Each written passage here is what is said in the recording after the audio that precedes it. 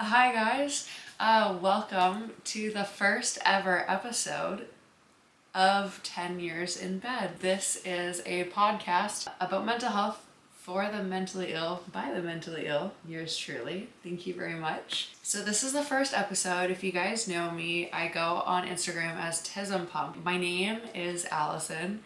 This is so weird. I've been screwing with this mic all day trying to figure out how to do this. And I think I kind of finally figured it out. So here's the thing. I realized a couple years ago that I wanted to do a podcast. And only in the past couple weeks have I realized, okay, I'm not going to do it with another person. It's just going to be me. And the focus mainly will be mental health. And it's supposed to be kind of education based, talking about my own experiences with it. And I don't really know what I'm doing, but if you're here, you're a fan. So stay and we'll figure it out together. I came up with the name the other day because I wanted to figure out something that encapsulated my experience as someone who's dealt with and suffered with mental health, addiction and addiction recovery, and autism throughout my whole life. And I thought that's something that perfectly encapsulated all of those three things and my suffering. And you'll hear this if you've listened to some of my YouTube videos on Tismpump. But I talk about, I refer to a lot of the time that I've spent in recovery as me spending a decade in bed. So 10 years in bed.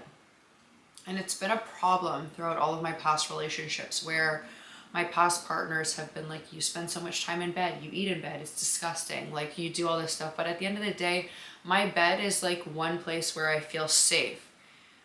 So I spend a lot of time in bed. So I thought, what better than to create a podcast talking about all the things that I've suffered with, and I'm gonna film it in bed because I wanted to do it. First of all, my apartment is super small. If you've seen my YouTube, my apartment is small as fuck. It's literally 272 square feet. So there's not a lot of space to do it. And I was it might as well be somewhere where I feel really comfy and it's a comfortable place for me. So fuck it, we're gonna do it in bed. And it'd be really cute if for some reason this podcast were to be I don't know, semi-successful. And it's funny because imagine the look on my ex's faces that I'm creating a podcast. It's called 10 Years in Bed. They used to shit on me all the time for spending all the time in bed. And now I'm doing a podcast on mental health from my bed, making money. So, all right, I'm going to start. This episode specifically is going to be a little bit more about depression. It's going to lead into depression. And when I was 13 when I was first diagnosed with depression. Simultaneously an eating disorder and generalized anxiety disorder. So the first major bout, and I hope I don't cry. Sorry if you heard that audio, it's literally Norman. He's making biscuits right now, this man. He just never sleeps. If you're listening to this on Spotify and you're not watching it on YouTube, please stop, honey. My dog is making biscuits. He's literally just scratching the shit out of my pillow. I'm gonna try not to cry. This is so silly. They're about to get rowdy, I can tell, and they need to chill the fuck out because I'm trying to get work done right now. Just try to calm down. He's no, I'm not gonna be calm. Why would I be calm when I could be fucking insane? My first real, I guess, bout of depression, I would call it, and again, I was diagnosed at 13 with major depressive disorder. I met this guy, I was in grade 10 at the time, 13 or 14 years old. And he was 2 grades ahead of me, so he was in grade 12. And at that point, all of my experiences up until that point, sexually, were with women. And this was kind of the first instance of me really being attracted to a man and really being sexually attracted to a man. And I think the reason why I kind of opened up in this way is because intellectually I feel we were a match. And he was actually the person who introduced me to Malcolm Gladwell, who's my favorite author. And basically we had this very intense, I would describe it, chemistry. And what happened is he was in a relationship, I guess, that he ended up breaking up with his girlfriend, and they were the classic grade 12 couple. And he went on his grad trip. And when he came back, He didn't talk to me for 5 months. And during that time, I went through really, really bad depression. And I went through this phase for about 5 months where I would wake up in the morning and I'd go sit on my couch and I wouldn't move. I wouldn't eat, I wouldn't talk, I wouldn't drink, I wouldn't even go to the fucking bathroom. And my mom would leave for work at like 8:30 in the morning, and she'd come home at 5 and I would be in the exact same position on the couch. I didn't move all day. And it was like that for 5 fucking months. It was horrendous. People think that depression is just people being sad, but it's truly so much more than that. It's this insane feeling of hopelessness, and you're just unable to perform tasks. Like, you're unable to take care of yourself and be hygienic, brush your teeth. Like, brushing your teeth. I actually want to talk about this. So hygiene has been, at least dental hygiene for me, has been a big problem throughout my whole life. And all of my exes will fucking tell you this. I'm disgusting. It's fine. I'm dealing with it. But when you're so fucking dysregulated that you can't perform everyday tasks, it's really, really hard to just do things like keep your space clean and take care of yourself. And one thing really that was like fucking game changing for me personally was when I moved into this apartment a year and a half ago. I started making my bed every single day without fail. Like, I have made my bed every single day for the past year and a half. And it's been the most fucking transformative experience because it really sets you up to have a really good day.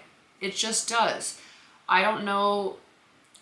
And it's like, it's the small little win that starts in the morning and it just sets you up for fucking success. And it's so cool because you wouldn't think that that would carry over into other parts of your life. But recently, I would say in the past 6 months, I've gotten into the habit of every single night before I go to bed, I clean up my kitchen. And again, my apartment is super small. So like, I can see everything. Like, literally I'm in my bedroom, but I'm also in my hallway, and I'm in my living room, and I'm in my kitchen, and I'm in my office. So like, it's all one space. And in order for me to like be okay, I need to have a clean space. I don't know, making your bed, again, it's just been so fucking transformative because it's carried into all other facets of my life. And now I try to keep my place really, really, really, really clean.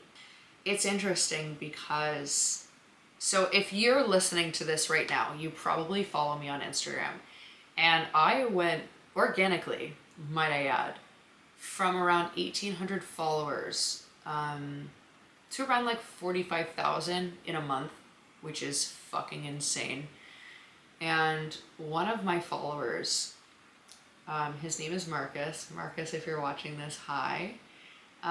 He's really sweet. He found my mom on Instagram. I guess he had commented on something, and then my mom followed him, and he messaged my mom and asked her if she was my mom.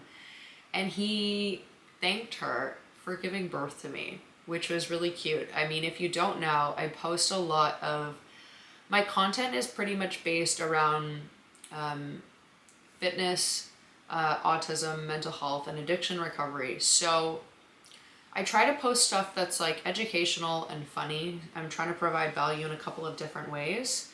And I also post thirst traps because, girl, I be working hard for this body. So I be posting thirst traps as well. And one thing that I've found that has been really, really cool for me personally, as someone who in the past has worked in like the kind of like the mental health field, which I don't know if I'll get into fully right now, but I mean, if we're gonna do like a quick little backstory, I started a clothing company years ago called Cured. The whole premise of the company was creating awareness surrounding mental health and addiction issues. And I used a lot of the sales that I got and donated it to the Royal Ottawa Hospital, which is a mental hospital here in Ottawa. It's actually where I went to a treatment program called Meadow Creek when for the 4th time that I went to rehab. If you guys also don't know, I've been sober for 10 and a half years now. I posted a reel a couple weeks ago saying, let's make our beds together. And Markus reached out to me and he was like, hey, like, you inspired me to make my bed. And I was like, shut the fuck up. That's so cool, because I've had such a hard time keeping my space clean for like my entire life. So for me, for someone to have reached out to me to say like that I've motivated them to clean their space, it was really fucking cool. And for the past, I would say it's around 2 weeks now. Every single day he has messaged me and he's been like, guess what? Like, here's a picture of my bed. I cleaned my bed. And last night I tried something with him and I was like, listen, I want to like challenge you to do this if it's okay. I want you to set a timer for 4 minutes before you go to sleep and go into your kitchen and clean as much as you can for 4 minutes. And he did it last night. I'm going to check in with him tonight to see if he's done it as well. But it's just really cool. One thing that I wasn't really prepared for within content creation is just yes, there's a lot of hate messages, but there's also been like, sorry, I'm getting really emotional. There's been an overwhelming number of kind messages from people who struggle with addiction, who are dealing with mental health issues, who are autistic. And it's just really fucking cool to get messages from people saying that my content has helped them. Because I've been wanting to work within this industry for a while, and I feel like I've finally gotten to a place where I feel like I kind of understand and know where my path is going and like what I want to do.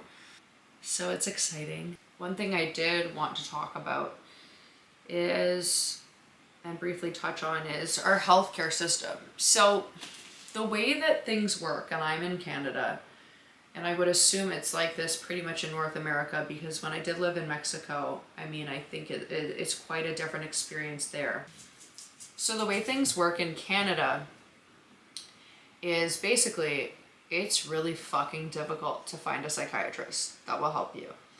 And to kind of illustrate how difficult it is, when I was around 19 years old, I had been asking my family doctor for a couple of years to get a referral to a psychiatrist to help me adjust my meds.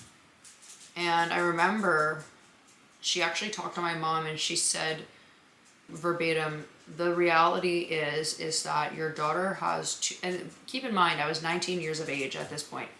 The reality of it is that your daughter has too many problems and psychiatrists want easy patients. So what did my mom do when she got this news from my doctor? She went to the Royal Ottawa and she went in there and she demanded that I got seen by a psychiatrist.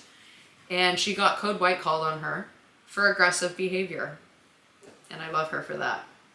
Basically how it works is, if you need a psychiatrist, you have to go through your family doctor. First of all, you have to have a family doctor, so fucking good luck to you. That being said, if you do have one, you need to find one who's willing to take you on. Again, not an easy task. I have had several short-term psychiatrists, but most of all, what ends up happening is you get a referral to a psychiatrist. This is my experience at least. And then you get a referral and you get intake. You get seen by a psychiatrist, and then they tell you need help, as if you didn't already know. And then they refer you to someone else. And it's this really frustrating, cyclical fucking experience where you're constantly being referred to you, but no one's willing to take you on as a patient long term. I did have one person who was willing to take me on as a patient long term, and I think he was my mom's ex-psychiatrist. And he lived out way into the country, and I had to stop seeing him, I think, after 2 sessions, because he touched my leg in a very inappropriate way and said some inappropriate things during our session, which was really frustrating because I desperately needed help and I could not trust him, obviously. But the way things work in Canada, which is completely fucked up, is you basically need to have either attempted suicide or be in the process of wanting to attempt suicide in order to get help. And what that looks like is going to the emergency room and waiting for 9 to 12 hours to get seen by an emergency psychiatrist. And when that happens, It's still not guaranteed that you will be followed, and they take weeks to assess you. I think it's like 6 to 8 weeks or something to determine if you're going to be a candidate or not. And if you're really lucky, they will admit you to the psych ward. I have this kind of plan in place where every time I'm feeling extremely suicidal, now I'll preface this by saying I've spent 10 years of my life feeling suicidal on a daily basis. That was during active addiction and then sobriety up until a few years ago. Now this has gotten way better recently, but my last bout where it was really bad enough, where I had a plan to end my life, was in 2019. And it was the first time where I went to the emergency room and I was actually taken seriously, and they put me into the psych ward. It's interesting because I assumed, based off of my experiences in rehab, that the psych ward was going to be kind of similar to that, where it was going to be a lot of people who were just like me, who were just really sad, really anxious, had BPD, but like, that's it.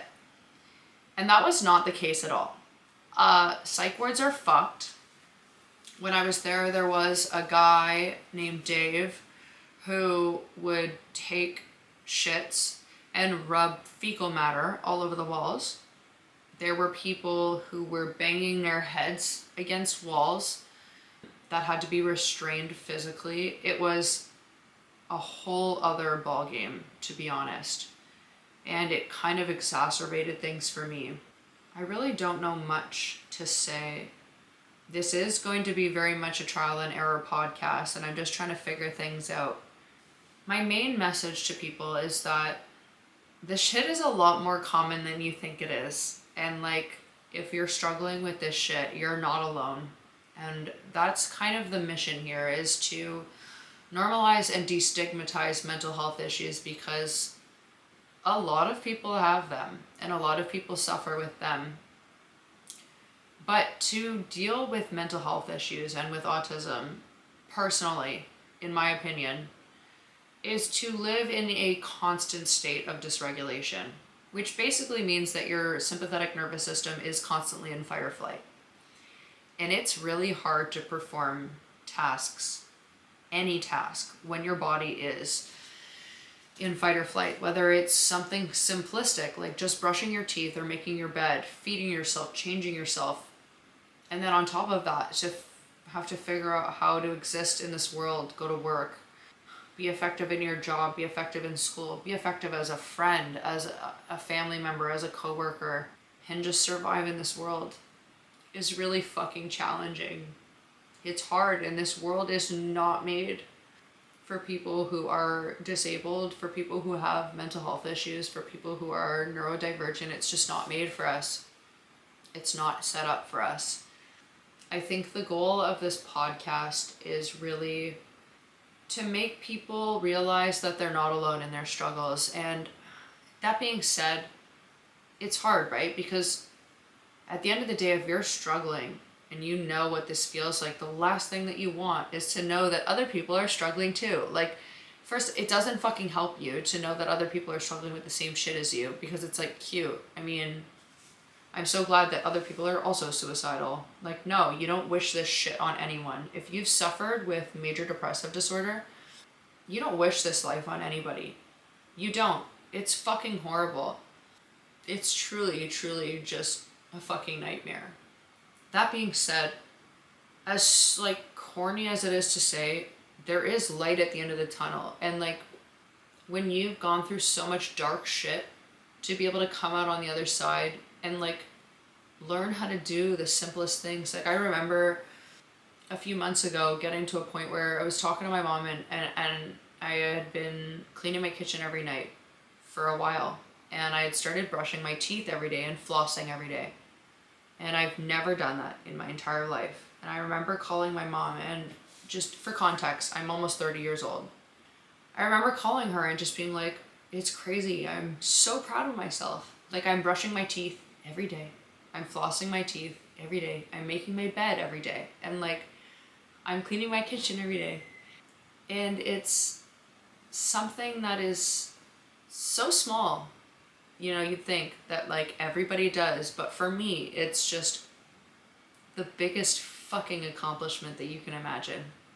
And I just wanted to share that with you, that like, you'll get there. You will. And if you're a person who's currently struggling with depression and mental health issues, you're not fucking alone. This shit is hard and not a lot of people understand. And if you're a person who's dealing with this shit and you feel suicidal, please, please push through, because life can be beautiful, but you have to be around to experience it. I don't really know how long we've been recording for, to be honest, but fuck, we did it. I mean, this is the first episode. I'm sorry if it's a little all over the place. I am all over the place. It is the ADHD coming through, but yeah, just know that you're not alone. This shit's fucking hard.